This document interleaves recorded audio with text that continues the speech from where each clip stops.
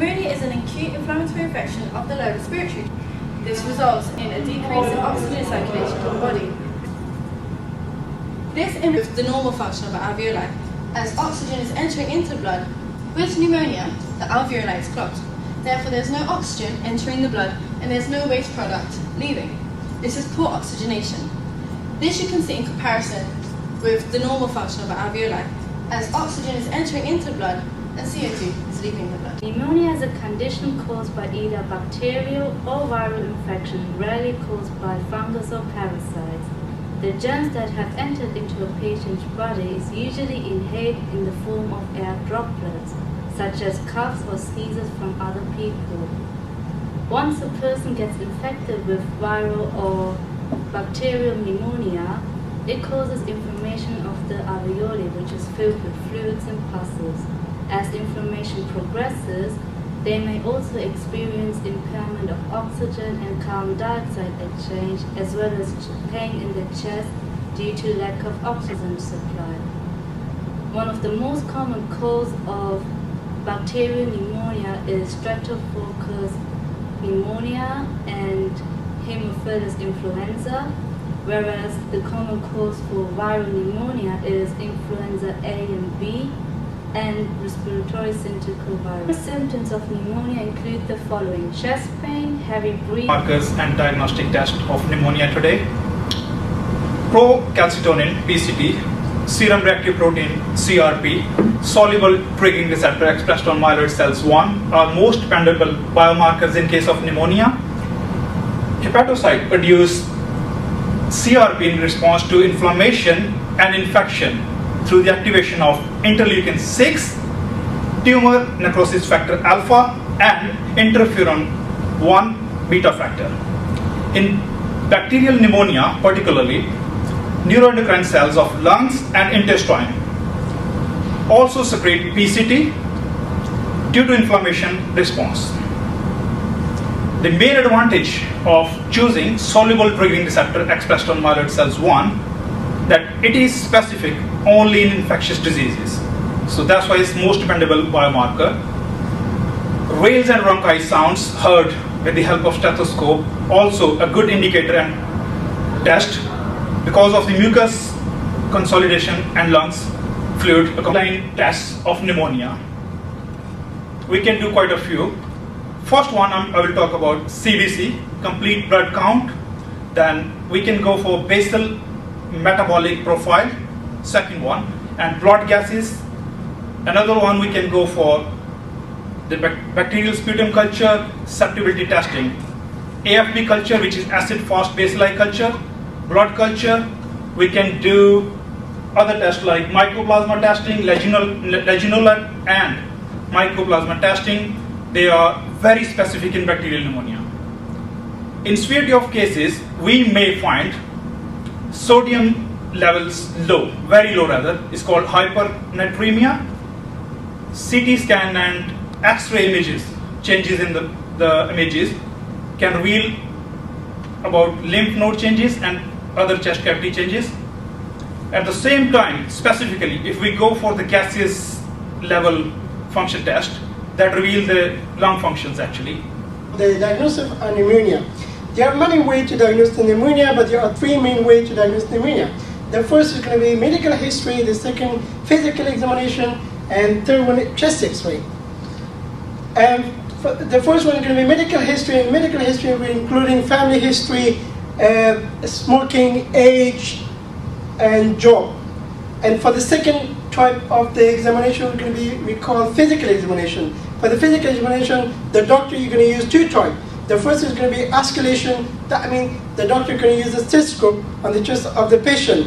When the sound is bubbling or cracking, that indicates there's a pneumonia. And for the second type, we're going to be tapping of the chest tightly with the fingers. And when the sound is come up, rubbling sound, that indicates as pneumonia as well. And the third one is going to be diagnosis of the pneumonia. We're going to be a chest X-ray. The chest X-ray is quite really important, and there are two main parts. A appears black, and the second one is going to be pneumonia appears white. When the A appears black, as you can see from the chest X-ray, is black. and the second one which is aerosol, and the middle is a white spot. That's really indicated as a pneumonia. And when we come to the treatment, and there's a lot of treatment, but there's two major treatments. We call them at home and hospital. For at home, there's a lot of antibiotic. The most antibiotic we're going to use, there are 5 medical medication: amoxicillin, Avonex, Bactrim, Ceftriaxone, Citra, and Capsule. Capsule is not antibiotic; is a painkiller, and we're going to use the dosage for this. For the 5 medication, for the amoxicillin for the children, we give them 250 milligram 3 times a day, 7 to 10 days. For the adult, we can increase 50%, 500 milligram 3 times a day, 7 to 10 days. When we come to the treatment, for the second part is going to be treatment in hospital. How are we going to treatment in hospital? You may need hospital treatment if your symptoms is very serious and you need antibiotic and fluid, which is help your breathing level. And very serious case of pneumonia, the breathing may need to be assisted to a ventilator and the ICU, which is called intensive care unit, which is really highly intensive care unit. So you can get more treatment there. Pneumonia complications. Worldwide, pneumonia is one of the most common causes of morbidity and mortality. In most cases of pneumonia, patients are responding to a broad range of antibiotics. However, in some cases, patients may develop real complications. And these are most common in patients who are immune weakened, such as children and older patients, and those patients that are immunocompromised. Pneumonia complications can be divided into 2 main categories. These are hematogenous spread complications and thoracic cavity spread complications. Examples of hematogenous spread complications include septicemia and septic shock. Types of cavity spread complications include pleuritis. This may further develop into pleural exudate effusion, which is the buildup of fluid in the pleural space, and empyema, which is the collection of pus between the lung and the pleural space. The second type is called lung abscess or pus cavity. Although a rare complication, it does exist. And third and last are other chronic ongoing complications. In image 1, we can see a pleural effusion encased the right lung. The whiteness can be seen around the apex of the lung. In the image 2, we have a gross examination of empyema. The pleural surface of the lung is covered in a thick yellow pus. Pneumonia is caused by gram-positive Streptococcus pneumonia. This can be killed by antibiotics, but bacterium can change or mutate, making it possible for them to resist the antibiotic. This is called antibiotic resistance.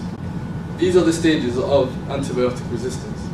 There are lots of germs, where only a few of them are drug resistant, but the antibiotic kills all the bad bacteria as well as the good bacteria, which protects the body from illness. And then the drug-resistant bacteria are now allowed to grow and take over, and then some bacteria give their drug resistance to other bacteria, which causes the illness. Pneumonia can be prevented by vaccination. The PCV3 vaccination is for infants and to be taken in a few doses in the first year.